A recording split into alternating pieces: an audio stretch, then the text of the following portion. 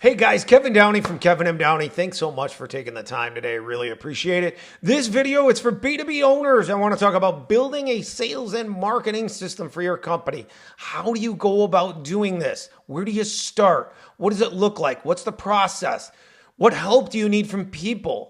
Right, we're going to go through that. I'm going to go as quick as I can today. I'm not going to delve into all of the details of our recruiting programs or anything like that. I just want to talk about this from the standpoint of how you think about it from more 30,000 foot view standpoint, right? And you can find a lot of this information in our knowledge base, and especially in the Ultimate Sales and Business Development Guide for B2B owners. And I'm going to reference a couple things in here today. But the process is what we call, LPA, list, process, or pitch, and activity. You got to have those three things. And I talk about this in other videos, but the starting point is list. Okay. So let's use, again, a direct mail client as an example. Okay. So when we're going to go into, say, Apollo, and I've got a link to it down in the description, and we're going to build our prospect list. Our people search is what it's called. Okay. In the upper left-hand corner, it's people. People search is when you're searching for companies combined with people. Technically speaking, it just has more things that are relevant specific to the people that you would target and you would call on or email. Okay. And we're going to use industry and keywords, inclusion and exclusion to target companies. We're going to use employee count. We can use annual revenue. We can use technologies. We can set, hey, you need to have at least one person in this department in the company. There's all kinds of criteria to target the companies and build a list. Okay. And then we go in and we put in the titles of the people we might want to reach out to. In this case, a direct mail client targeting lawn and landscaping. Or lawn care and landscaping companies, right? So we're going to hit all the owner titles, then we might hit the CMO, the CRO, anybody in advertising, anybody with revenue, growth, all the marketing people. And that, because it's a smaller list, and sometimes there's certainly not a ton of marketing and advertising people in these companies. There are some. So the decision is almost always going to be with an owner, but there are some bigger groups that these guys might target where there's some marketing and advertising people in there. They're going to be easier to get to than an owner a lot of times. Not always, but a lot of times. So we want to have those people. So we build that list in Apollo. Now what do? We build your prospect, your list, your target audience. Now what's the decision that we're going to make first? So reps are almost always involved. Even if you're small and you're still going to do your own sales, you're almost always going to need a BDR, SDR. Even if you're using email as the primary thrust to generate leads, you're going to have a rep that's going to be following up with those leads and or making cold calls to schedule appointments for you. So a rep or team is almost always involved. Can be sales team without BDR, SDR type people, can be with BDR, SDR people. It can be, and all of those things I'll talk about in a second.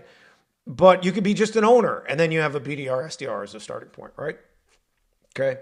Now the question is high volume email going to be part of our infrastructure and process for business development in your organization?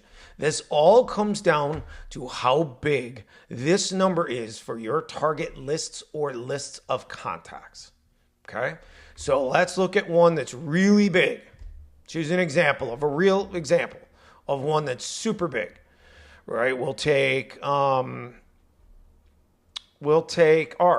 Let's use ours as an example. One of ours anyway, the main one.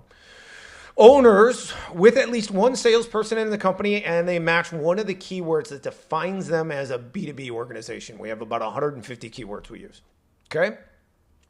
That is a massive list, right? And this is going slow because I'm recording, right? But it's going to be a very high number, okay? 471,000 people. Now, our target audience typically going to be only a portion of that, right? So we might say, in our case, 5 employees to 200, 250, something like that, okay? So part of this group, a sliver of this group, and then up through in here. That's going to be most of our target audience, right? When we get to clients of a certain size, then those companies have big HR teams and internal recruiters and all that kind of stuff, and they don't want our recruiting help at that point. And the training, they have big enough teams in sales typically, where you've got an entire country of reps and all kinds of stuff and a VP of sales and or a CRO or a CSO. And they have their business development process really proofed out, baked out, fully baked, and they know how to train the reps.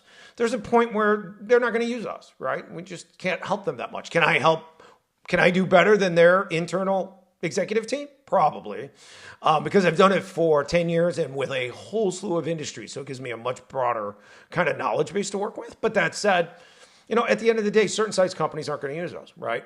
That's okay because we do really, really well and we're very busy. So we stay in our wheelhouse, right? So, 10 to 200 kind of our wheelhouse generally, 5 to 10, some, right? Owners that want lead generation help, email marketing infrastructure build, and then maybe a rep to follow up with those leads and do a little bit of cold outreach, right? We'll recruit for them, build email for them. Okay. That audience is hundreds, couple 100,000 or so. When we start getting at 50, 60,000 or higher contacts, now email should be part of our cold outreach because nothing will compete with email in terms of leads per dollar spent. Nothing. There is no rep that can ever touch what email can do on cold outreach when it's done correctly, which most companies don't do. 98%, 99% do it wrong. Okay. That email infrastructure, when it's done correctly and the proper email copy and the right targeting and all that stuff, rep's never going to compete with email. So you want to set up, and it's very low cost. So you want to set up email to drive inbound leads. If nothing else, just to help the one rep you have. Let's say you have a BDR, SDR, right? Give them more leads and they're going to generate on their own. They can reply to those leads, try to schedule calls for you, and then they can do cold outreach to a very niche, narrow audience within this, for example. Okay? That's great. So we're going to look at list build first, and we're going to say, okay, what does our target list look like? And how do we then, and is email a part of what we're going to do? Email, high volume email. Okay. So that's first step. Then you have to think, okay, where are you at in terms of sales team? And regardless of email, are sales reps doing their own prospecting, or should you have BDR, SDR type person? We call them BDRs if they're doing cold outreach. Dedicated BDRs do cold outreach on behalf of that sales team, right? It's a common move right now because salespeople are really, really expensive. And so now we're having to we need to get ROI out of our sales team. So if the reps are too expensive, I don't want $100,000 reps doing cold outreach. It just doesn't make sense mathematically. At the very least, I want BDRs to reach out to find a decision maker. At the very least, to hand that to the rep. So that if we're targeting bigger companies, mid-market and enterprise, I want that BDR team to do all that fishing so that the sales rep is only trying to reach that decision maker, one. But generally, I want BDRs to generate leads and or appointments for sales. I want salespeople talking to prospects all day, every day. Whether it's scheduled or not, I want them talking to prospects and customers, of course, in the case of farmer sales reps. I want them talking to prospects and customers all day, every day. I don't want them fishing for who the decision maker is in a company and if they have a pain point enough to want to talk to them. It just doesn't make sense anymore. In general, that's my belief, okay? It's what I see. Then we get into like hunters versus farmers, and do you have farmers do their own cold outreach because they're building their own book of business? Hunter sales reps, I almost never want them doing their cold outreach. They're too expensive. So that we would talk about on a call and dig into. But all of that is how you start to build a business development system, okay? Now you've got the process for the reps part. And I'm almost done. Now you have the part for the reps, right? So other than email copy, that's easy. Okay. Email, once you have the structure built, here's a sample cold email. Email's easy. So that does what it needs to do. Now you've got to build a system and a process for your reps to do cold outreach, whether it's sales or business development reps. They need a voicemail scripts that they can play with and tweak. I train on that as part of our blue chip recruiting program for clients. Once they hire through us, I build a business development process and train the reps on voicemail and the pitch. Okay. We also then build pitch and process there. Is it a sales rep that's doing their own cold outreach? Pitch is more or less the same on the front end, but what they're doing through the call and at the end of the call and next steps is customized and tweaked depending upon whether it's sales, doing their own cold outreach or business development reps doing cold outreach on behalf of salespeople. A little bit different, okay? But for the most part, the same thing, right? So we're asking what we do, same thing we do with cold email. Johnny, do you have this pain point? If you do, we've got this. We can help you solve that problem with this, okay? This is what I want you to do next. I'm going to send you over collateral, price list, catalog, samples, whatever it is. And then I'm going to give you a link to calendar, my calendar, sales calendar. And if you, after you look at it, you want to jump on a call, go ahead and schedule a call. Now, what I want the rep to do, I want them to then send that email while they've got them on the phone, dig in, gather more intel, and move the needle and move them further along. If it's a salesperson, go as far as you can.